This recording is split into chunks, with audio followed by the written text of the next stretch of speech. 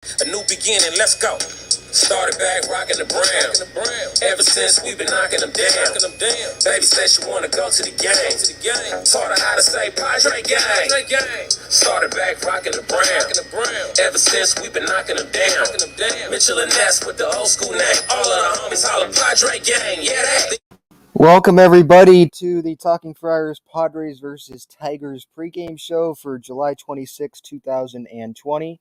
I'm your host, Ben Fadden. The Padres, obviously, last night's loss was terrible, and giving up 12 runs to the Detroit Tigers is something that should not be done by a team that's trying to go win a World Series. Juan Soto isn't going to fix that. Wilson Contreras or Ian Happ or any guy that you're hearing that the Padres could be interested in at the deadline, that's not going to fix how bad the team played yesterday. Like, those guys aren't going to prevent 12 runs from being scored by the Tigers. They're not going to prevent the bad mistakes being made by Eric Hosmer at first base, who can't seem to field any just simple ground ball hit to him. Instead, he tries to backhand it. Those guys wouldn't fix Ha-Seong Kim running into an out after coming through with a single. Stuff like that, the boneheaded plays that the Padres keep making, they're just not playing fundamentally good baseball, and that needs to change, regardless of how many stars they bring in or if they bring in any stars. Obviously, yesterday, the Padres' chances of acquiring Mackenzie Gore probably went down a little bit because they didn't, or excuse me, or did I just say acquiring Mackenzie Gore? Their chances of acquiring Juan Soto went down a little bit because Mackenzie Gore got hurt there in the fifth inning or something. He just did not have great command. He was missing on sliders. He was spiking fastballs. And then after pitches, he was kind of flexing that hand. And I think the Padres probably should have taken him out earlier when they continued to see that he kept flexing the hand consistently, and they still kept putting him out there. Or they kept him out on the mound in that fifth inning. The fourth inning, he didn't pitch great, but he got through it. According to Mackenzie Gore, he wasn't like feeling it in the fourth inning. It was the fifth inning when he started feeling it. So he exited with the elbow injury. I have the video up, by the way, at Talking Friars on Twitter, of some of the really bad misses that he had in that inning before he was taken out. And it wasn't good. And, when I was clipping that, it's like, this isn't just one or two bad pitches. This is more than that. So I think the Padres should have recognized that and taken him out maybe a little bit earlier. I don't know if him continuing to pitch on a bad elbow, if that is going to make the timetable like even worse, or if he's going to have surgery and maybe he wouldn't have had to have surgery without it. We don't know if he's going to have surgery or not. The doctors are going to look at him back when the Padres get back to San Diego, but he was just put on the 15-day IL. That's the roster move the Padres made today, and Dinelson Lamet is being brought up. Say that 5 times in a row fast. He's being brought up to be in the bullpen, and so he joins a bullpen that has been struggling a little bit. Rogers hasn't pitched in a couple days. Garcia hasn't pitched in a couple days. Same with Adrian Morejon.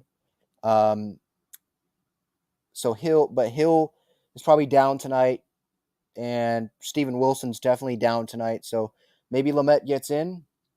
He has had 3 days off as well. His last game that he pitched in with El Paso was on the 22nd, where he threw 13 pitches.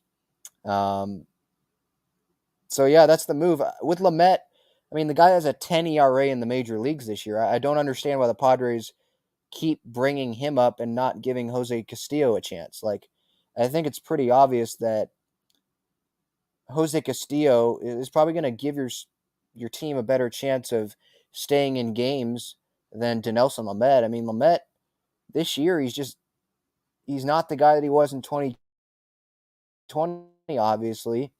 And there's a reason why he wasn't on the roster already, right? Jose Castillo, I think, should have already been on the roster, probably in place of someone like Steven Wilson. Like, Why is Wilson up over Jose Castillo? And definitely now, why is Jose Castillo up over Lamet? Or excuse me, why isn't he up over Lamet? That just doesn't make sense. This year in the minor leagues, Castillo has a 1.84 ERA, 34 strikeouts compared to 11 walks. The last 7 days, he hasn't pitched a whole lot. The last 28 days, he's gone 7 innings and given up, I think, 4 runs. But, I mean, he's been pitching really, really well. And you look at the game logs, he's allowed 4 runs this entire month. He won a streak of 1, 2, 3, 4, 5, 6, 7, 9. He won a streak of 9 straight games without allowing a run. Like, I think he's going to help the team more than Dinelson Lamet. I just don't understand why they keep going to Lamet. Are they trying to build up his trade value or something? Like, I don't think he has that much trade value, and having a couple good outings in July just because Gore got hurt, like, I don't see how that's going to just elevate his trade value too much. I think they need to be going with the guy that's going to help the team more. I think right now that's Jose Castillo. So I just don't understand. Maybe in the chat you guys could help me out and tell me why they're continuing to go with Lamet over Castillo. But I just don't get it. But for today's game, 4:10's the first pitch on the West Coast. Tigers are 39-58. The Padres are 54-44. If you want to support the channel, you can hit that super chat button there down in the comments. I appreciate any support that you want to give to me. Finally over 1,000 subscribers, so we can start with those super chats and the super thanks. I know that there have been multiple people during the time I was trying to get to 1,000 that wanted to have those super chats, so we got them. I'll get to the questions at the end of this pregame portion that I do. So I do see that question, DVD Pash, about Soto, and I'll get to that. But just some notes. I mean, I talked about this yesterday. Tatis probably starting a rehab assignment early next week, and then maybe he's available for the Dodgers series starting August 5th at Dodger Stadium. Gore, obviously, with him exiting with the elbow soreness, we've already talked about that a little bit today. He's going to be checked by team doctors when the team gets back to San Diego, probably on Thursday or Friday. And with that injury, it would seem like the Nationals probably wouldn't want to trade for Mackenzie Gore. So I would think that Adrian Morejon would have to be in that deal. And he has 3 more years, I believe, of control after this season. And if you have to give up Morejon, like, you're making your bullpen worse. So you better hope that Pierce Johnson can come back and really help this team out. You better hope that Drew Pomeranz can come back and really help this team out. Like, Morejon, his last time out, he was throwing like 99, struck out 4 of his 5 batters that he faced. And I know that you're getting Juan Soto back in return, but the bullpen's going to get worse if you give up Morejon. Myers is likely to return on Friday. I'm just going through some notes that happened throughout the day today. Kevin Acee said that in his newsletter. And Myers has been playing first base a couple games for El Paso in these rehab assignments. And I think you're going to see him at first base, maybe against lefties. I think Hosmer, he should not be playing first base at all. Why? This guy's not helping the team playing first base. He can't catch pop-ups sometimes. He's letting pop-ups fall onto the mound. He can't catch simple ground balls hit to him at first base. He looks away when he's trying to scoop balls. Like, he can make a Willie Mays catch in shallow right field last night, but then can't catch a little ground ball to first base. Like, it just doesn't make sense. And he has -2 defensive runs saved this year. That's what his DRS is this year. He has like the 5th most errors among first basemen in Major League Baseball. I'm surprised he's only 5th. You would think he'd be like 1st or 2nd. He's just not helping the team. And so I think it wouldn't hurt to have Will Myers go play first base when he returns on Friday, or at least the majority of games, because Voigt's not great there. Hosmer's not great there. You want to keep Profar in left field because he's been playing good in left field this year. I think he has the 2nd most assists, like, in the National League among outfielders, so you want to keep him there. and you have Myers at first. You can keep Nomar Mazara in the lineup in right field, which I like. So that's what I would do. Yeah, maybe could they get a first baseman? Maybe. But I think they're really focused on Soto and probably on Wilson Contreras too. Wilson Contreras might have just played his last game at Wrigley Field today as well. I don't know if you guys saw that, but there was a video out I saw that the Cubs fans gave him this big standing ovation, and he was talking to reporters, I think, yesterday, just talking about how emotional it's been for him these last few days because he doesn't know what the trade deadline is going to bring. And he's seen Rizzo and Bryant and Baez and all these guys leave, and he knew that his time was going to come at some point, and now it looks like it's come. The Cubs have not offered him an extension. They're not going to bring him back, and so he's going to get traded. It's pretty much a guarantee that he's going to get traded. Just you don't know where or to who. And the Padres, I think, should make a competitive offer for Contreras because that upgrades their offense. It upgrades their catching position as well. But getting back to today, the pitching matchup, Mike Clevenger for the Padres is on the mound. And then I believe this guy went to San Diego State, Garrett Hill. He has a 5.63 ERA. He's only made 3 appearances in the big leagues this year. Nothing that blows you away. But again, the starting pitcher last night for the Tigers, I'm already blanking on his name. I totally forget his name. Some Hutchison or whatever, just some no-name guy. The Padres didn't do a whole lot off of him. So, these game logs, they don't mean a whole lot, especially with a small sample size like Hill has right now, Garrett Hill. Last time out was against Oakland. 3 runs that he allowed in 5 innings. The time before that, 5 innings, 6 runs. Time before that, his first start of the year in the big leagues was against Detroit. Or excuse me, he's on Detroit. Was against Cleveland, July 4th, where he went 6 innings and gave up 1 run. So that was a really good start. But after that, 9 runs in his last 2 outings. Like, there's nothing that blows you away, right? But again, Hutchison last night, looking at his game logs, like, there was nothing that blew me away there. The Padres offense just didn't show up a whole lot. And that's another question going into today's game. Can the Padres offense show up? I don't believe C.J. Abrams is in the lineup. I saw a comment there. Saul, yeah, wow, no Abrams in the lineup, he says. Yeah, so Kim is batting 9th at shortstop. Abrams has been battling that biceps injury. Maybe you just put him on the IL, but I think that they want to keep him like off the IL so that teams can think, oh, they're just being precaution, they're just being safe and taking precautions because maybe they're going to trade him to us at the deadline, so they want to keep him healthy for us. Maybe that's not why he's not playing. But the bicep soreness, I don't think Abrams is even like throwing right now. Maybe he's just tired. I have no idea what's going on with him, but yeah, he has not started since I think it was Friday night against the Mets. Might have played Saturday. I think it was Friday. Yeah. So Kim's back in there at shortstop, batting 9th. Profar's leading off. Crony's batting 2nd. Manny, and then Mazzara. Voigt's DHing. Hosmer's still at first base because Will Myers isn't up yet. I'm not saying that Myers is a guarantee to go play first base when he does come up, but it seems like he will because he's been playing there in El Paso.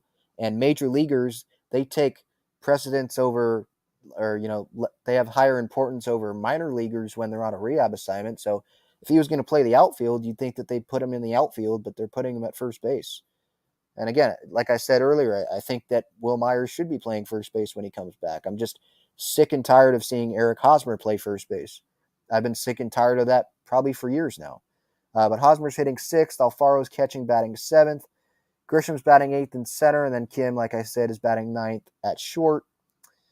Not a lot of home runs in this lineup. I mean, but like Detroit last night, that's one of the things that made the Detroit loss last night so just frustrating is that team doesn't hit home runs. I think they have less than 60 home runs as a team this year.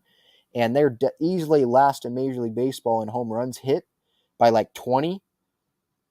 But they hit 4 home runs yesterday.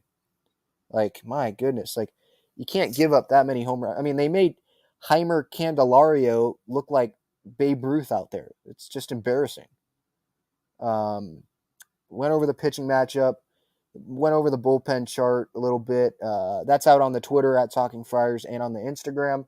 Feel free to give that a follow for the daily Padres content. And if you have not subscribed to this YouTube channel already, I encourage you to do so as well for daily Padres content, pregame shows, postgame reactions.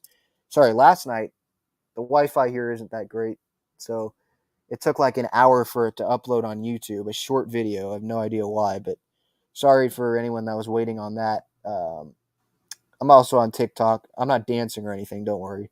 But yeah, those are the social media channels, and then this YouTube channel, series reactions. I'm scheduled to interview a Padres prospect. He's a teammate of Robert Hassel's sometime next week. But I don't want to say his name just in case that doesn't happen. Don't want to put him on the spot. And another thing that makes yesterday's loss, and then if they lose tonight or tomorrow and they lose this series with that, it's also going to make it disappointing, not just because, well, the Padres should have won this series and the Tigers just suck. Jake Cronenworth, it's his homecoming. He's having buses of people come down and making signs for him. And it's like Detroit there, that's like the real Crone Zone. And St. Clair, Michigan's like an hour away. And they've had buses of people go to Comerica to go support Jake. And so to see Jake's team lose to the freaking Tigers, I think that would be pretty embarrassing. Crony last night, he was my Padre pick. He went 0 for 4. Again, the offense didn't do a whole lot yesterday. No one really did anything. I mean, Profar sure he hit a home run. Today I'm going to go with Crony again. Rarely do you see him go. I know he's had some slumps this year, but when Crony's like actually hitting, rarely do you see him go back-to-back days without a hit, and the Tigers still suck. So I'm hoping that the pitching won't be great today, and the Padres can get something going with their offense. That's baseball. That's another thing that makes it so disappointing, is that they beat Max Scherzer on Thursday? Friday? They beat Max Scherzer, but then they can't beat Hutchison yesterday. They can't beat the Tigers. They beat Scherzer, but then can't beat the Tigers. They allow 12 runs to the Tigers. They're able to win 2-1 against the Mets, that looked like a playoff game, but then they can't go beat the Tigers. That's what makes it really, really frustrating. Anything else? I went through the news and notes. If you want to be a part of the show, we have that voicemail number for you, 619-335-5770. You can dial that up to give your Padres thoughts. If you're pissed off, feel free to dial that. And I'll play that on the next episode, the series reaction episode, which will probably be tomorrow, maybe tomorrow night, because I'm flying home tomorrow. So I won't be able to be on right after the game. It'll probably be tomorrow night. And then I'm going Friday to the Twins game, and then Sunday as well. And then Monday to the Rockies and Wednesday to the Rockies. So got a lot of games coming up. A pretty long homestand. They play the Rockies 5 times in 4 days because they have a doubleheader on Tuesday, I think. Or is it Wednesday? It might be Wednesday. No, I think it's Tuesday that they have a doubleheader. And that's after they played the Twins for 3 games. So back-to-back AL Central opponents. Again, today's at 4:10, though. And I assume that people are going to be having questions in the chat here for me about Soto and stuff. So let's get to that. Again, a reminder for anyone that's just coming in, the Super Chat function is available now. So you can hit that $ in the comments if you want to support the channel. And on regular videos, I think videos that are long, not like the post-game reactions because those are short, but like longer videos, there's the Super Thanks button. But if you're here, might as well hit the Super Chat button. I think that's probably easier. I thank everyone for the support, even if you don't donate. Like, you guys being here is the support. So I appreciate every one of you. All right, let's go through the comments here. Greg, Hosmer is a joke. Sometimes, yeah. The batting average is not reflective of how crappy he's been. I agree. Greg Gooch, again. Washington is very, very interested in Merrill and Wood. Yep. Yeah, I saw. Was it Jeff Passan that wrote about that today? He was talking about how um, the national or some evaluators view Wood and Merrill as like top 25 prospects. So they're like really high on Merrill. So if that's the case, maybe they include Merrill and it's Hassel, Wood, Merrill, Abrams, and then maybe you have to throw in Morahone to get Soto. I don't know. Maybe they do that if they're not interested in Gore anymore because of the elbow injury. You know, DVD Pass says scale 1 to 10. We land Soto. Yeah, John says 4 there. Probably around there. Yeah. I think the Cardinals and the Padres have a chance of landing Soto. I think the Cardinals, they have the prospects to do it just like the Padres do. I think it just comes down to who Mike Rizzo likes more. Because there's been reports out there that he's not just asking for the biggest like prospect haul. He likes like specific players. And so maybe he likes the Cardinals specific players more than he does the Padres, even though the Padres might have higher ranked prospects on like MLB pipeline and stuff than the Cardinals do. So we really don't know who is the favorite.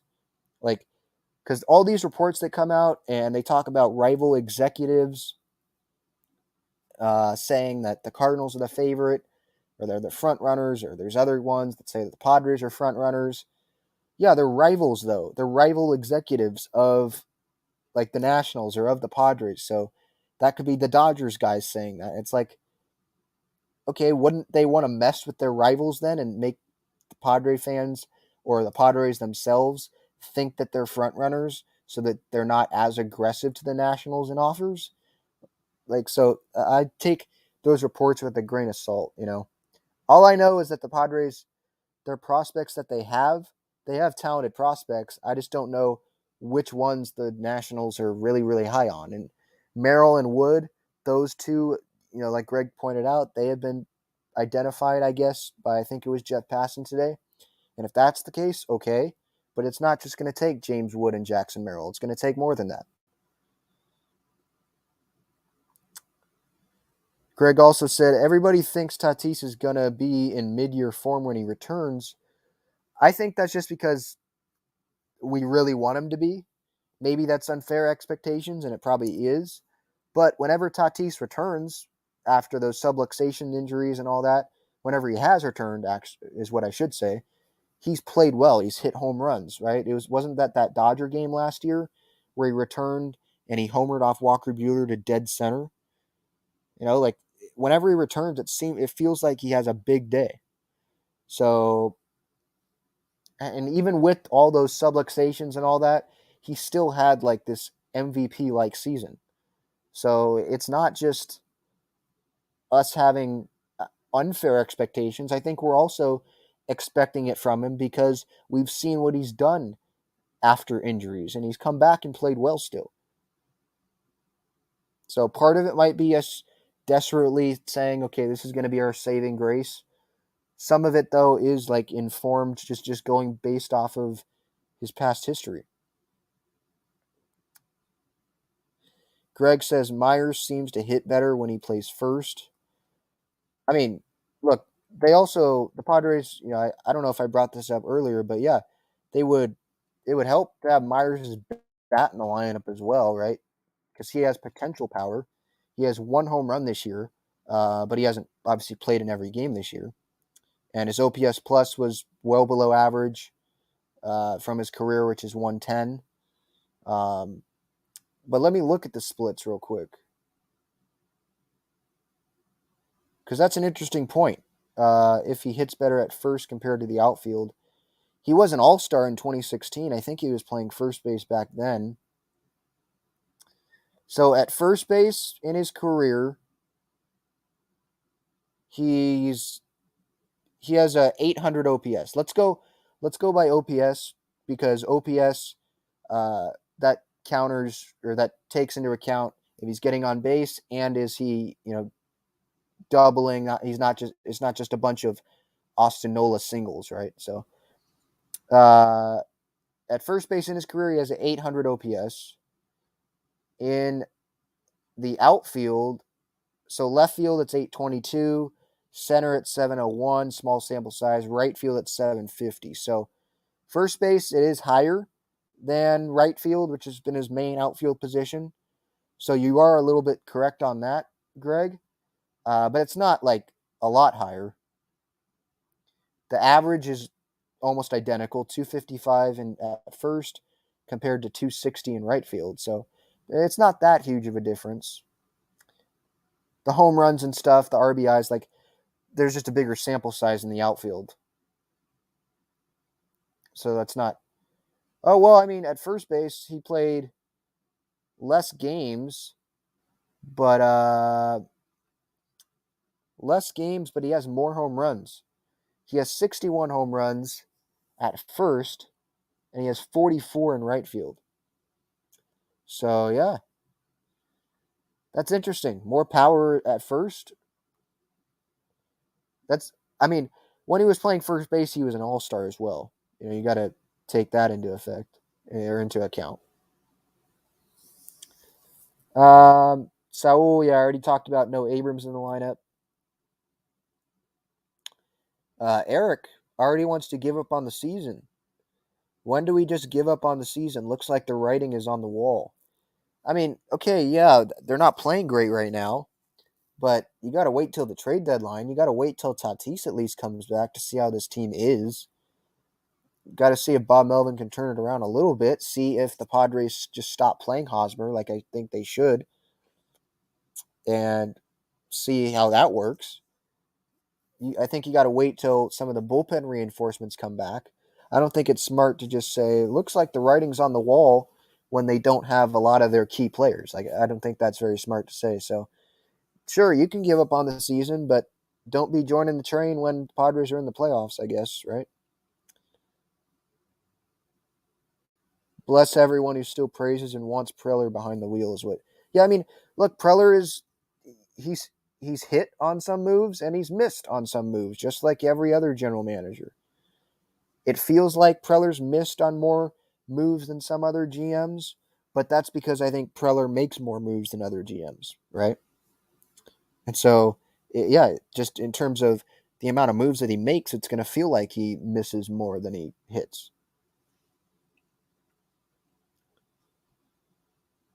Greg asks, why does everybody on MLB Network think Hosmer is a great player? Well, because they look at his leadership and they look back to how he was in Kansas City and how he was this gold glove first baseman, and he's crap now. But yeah, they look at how he was in Kansas City and they just want to keep remembering that. He's one of the worst first basemen in baseball. Just look at the stats. But yeah, it's a good point. Eric, again, with the giving up already here. We should just roll out the red carpet for the Dodgers already. We let Preller F up another season. I mean, we didn't let him. We're fans. We have no control over Preller having a job or not. That's Peter Seidler's decision. The Dodgers are going to win the division, yeah. Roll out the red carpet for them to win the division, yeah. The Padres lost that weeks ago when they lost, 3 out of 4 to the Dodgers? Yeah. And then they kept losing some games that they should have won. And yeah, I mean, I did see something from Jared Carabas on Twitter today. Let me pull that stat up.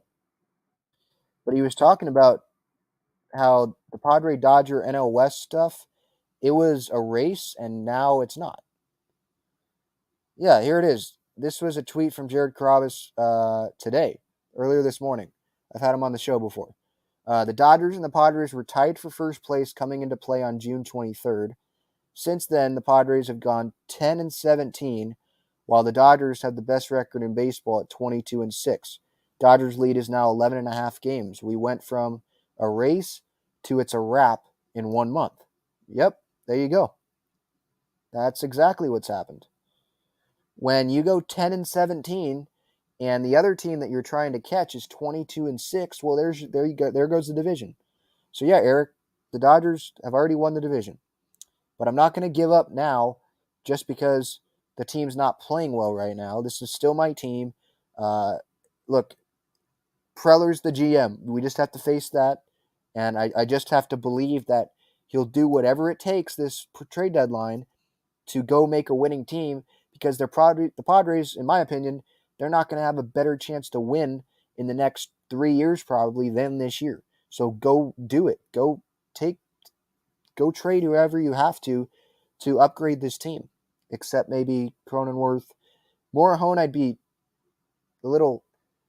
That would give me pause about trading him because it would make the bullpen worse, and I'm trying to win this year. But it is for Juan Soto. Juan Soto would he be the best hitter on the team? Him and Manny right there, and then Tatis. That's the best trio. It would be the best trio in baseball. It's hard to turn down Soto. Greg's pick tonight, Ha-Seong Kim. Okay. If you missed it, my Padre pick tonight is Crony. He went 0 for last night for me, but I don't think he's going to go 0 for back-to-back nights. Or at least I hope not. Aiden asks, if not the Padres, what team do you want Soto to go to? Some team in the American League. Not the Dodgers, not the Giants, not the Cardinals. That's what I would say. Somewhere in the American League. And then if the Padres make the World Series, bring on Juan Soto. I don't care. Because they'd be in the World Series for the first time in my life, Obviously, I hope it's the Padres, but definitely not the Cardinals or the Dodgers. The Giants, I mean, you still have to face them for the next 3 years, 2 years, and then the rest of this year. Out of the National League teams that have been, I guess, rumored interested, I'd probably say the Giants would be the team if it was a National League team, because I just don't think they have enough even with Soto. The other teams, I think, do have enough, though. Mariners are a good option, yeah. Saul asks, would you be mad if we didn't get Soto and we get Contreras and Happ? No, I wouldn't. I mean, if you went to the Dodgers, maybe, but I think I've already addressed this. Getting Contreras and Happ, that's an upgrade for the Padres. You're improving the lineup. You're improving the catching position. You're adding offense.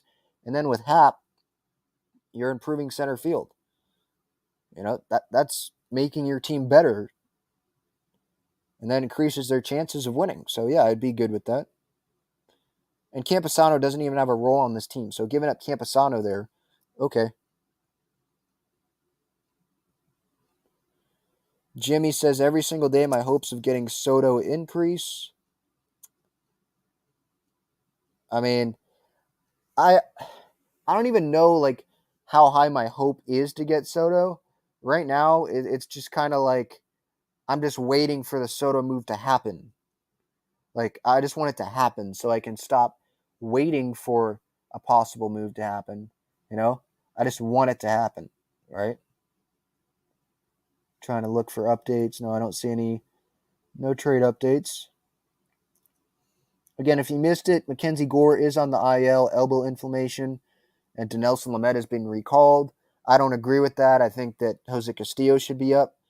Lamet has a 10 ERA this year in the majors. He's just not the same guy that he was in 2020. But that's the move the Padres made. Hi, Mom. See you in the chat there. Okay, let's see. Greg says, it seems like Myers needs to be more into the game, and you have to be more active at first. That's what I think. Oh, so he's kind of zoned out in the outfield? I mean, I don't know. I don't think him playing first helps him at the plate. When you're at the plate, you're just focused on the pitcher. You can't zone out at the plate, right? So, I don't know how much I'd buy into that. Jimmy says AJ gets too much hate in his opinion. I mean, I think fans are just impatient. They're tired of seeing the World Series expectations and then not meeting them. They're not coming anywhere close to them. Last year definitely last year really, really destroyed Preller's Padres legacy. I mean, he can make that up and undestroy it this year, but fans are going to remember if they don't get to the World Series or get anywhere near the World Series, the Padres, that is, they're going to remember 2021 and say, hey, AJ Preller, remember that guy? years down the road, they're going to say this. Remember that guy? He's the guy that decided not to make any moves to improve the team in 2021 when they had World Series hopes. And instead, he went over the luxury tax to get Daniel Hudson, and he acquired Jake Marisnick right before the trade deadline when we needed more offense instead of defensive first center fielders. And he didn't add to the rotation. And at the end of the year, he had to go get Jake Arrieta and Vince Velasquez to finish out the year. That's what they're going to remember. And they're going to remember him hiring his best friend, Jace Tingler, instead of going out and getting a veteran manager, and hiring Andy Green. And they're going to remember that stuff. And not being able to trade Hosmer's contract. That sort of stuff.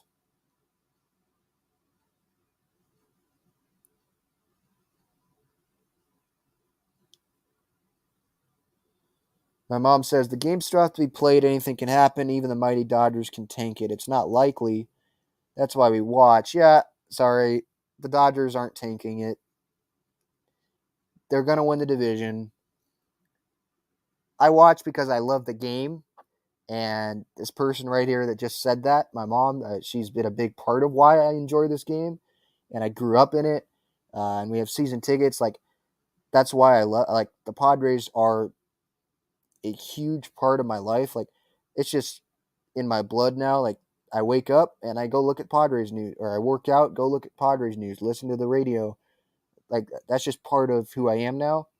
And the games, the games still have to be played, and we watch them because we don't know what's going to happen. But we do know what's going to happen. The Dodgers are going to win the division, and the Padres will have to go through them if they're going to make the World Series or win the NL pennant, or get at least to the NLCS. It's probably going to be the NLDS if they win the wild card series. That's who they're going to have to probably play.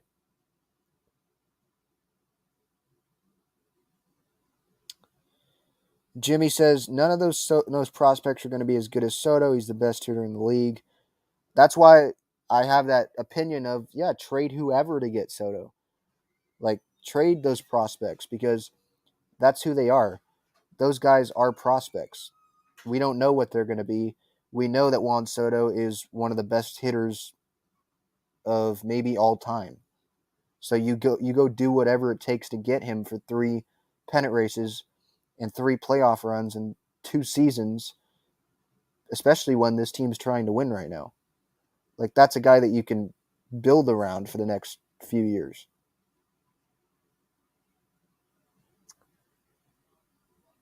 Let's see. There's a lot of comments here. Again, if you want to use the super chat, you can hit the $sign, I believe, in the comments, and I appreciate the support for the channel. I'm just going through these comments here. I'm going longer than I usually do just because there is a lot of comments and a lot of questions.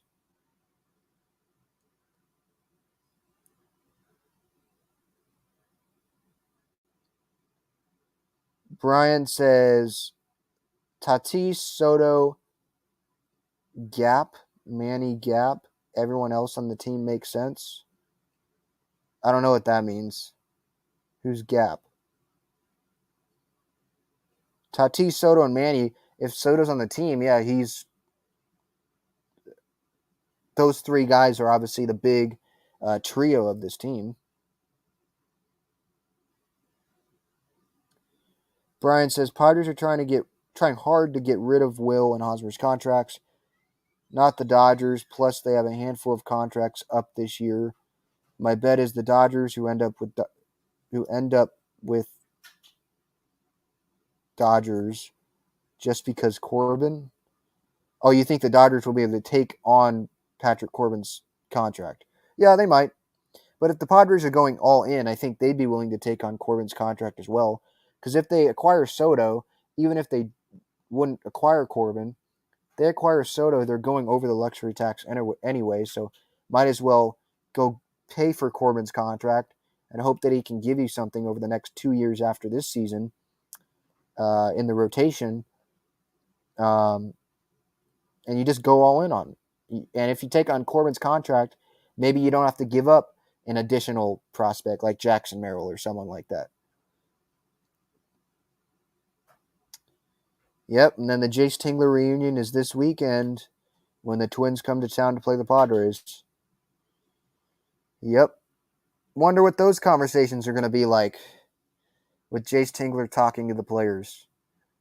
Maybe he'll talk to Hosmer. I know he and Hos were best buddies. Not. All right, any more questions, any more comments?